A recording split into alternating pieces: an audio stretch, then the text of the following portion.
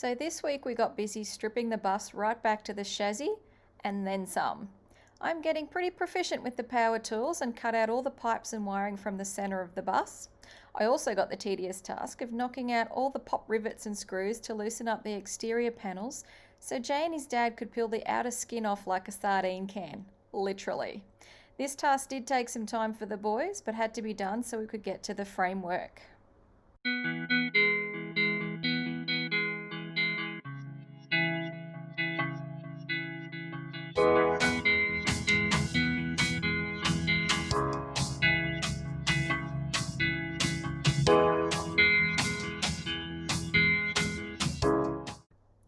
Next, Jay and his dad cut the front section of the roof off in preparation of raising and moving it forward. The future roof line will be flat, but will raise towards the rear to allow for a higher ceiling in the bedroom, so we won't be needing this front section as we will add new fiberglass to the rear. Jay then dismantles and cleans out the dashboard and the remaining rotted frame and front grille.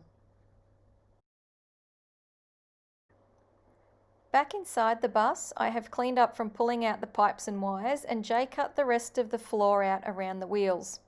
We have decided to have a flat floor, which will give us plenty of storage underneath.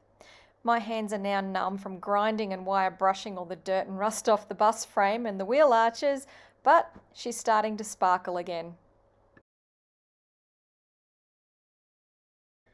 Jay spends most of the day working on the frame and making supports so we can lift the roof and pull it forward. Meanwhile, me and my bad self work on the steel framing by removing all the rust and repainting them, ready for Jay to weld them back on the bus.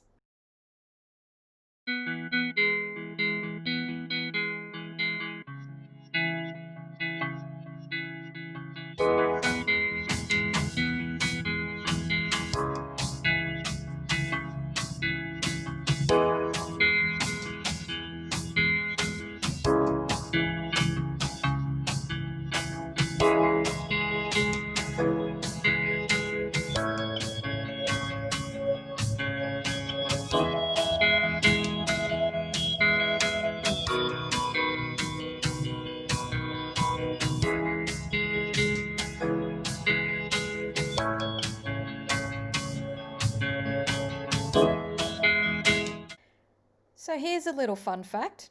Between the aircon system, aluminium, motors, plumbing, and all the electrical, which actually still included a lot of the wiring from the aisle and what we think might have been the overhead reading lights from when she was a bus, we estimate about 500 to 600 kilos has been pulled out. As the apprentice, I now have the task of separating all the conduit from the wiring and the copper pipes and pulling apart the motors so we can split the materials for recycling. We have already taken about 7 utefuls of steel and other materials to the tip. Total estimated removed, about 4 tonne. Yeah, okay, full disclaimer, I was still tucked up in bed nice and warm under the doona while Jay got up early the next morning to meet the steel delivery guy at the front gate. Now, let the fabrication begin.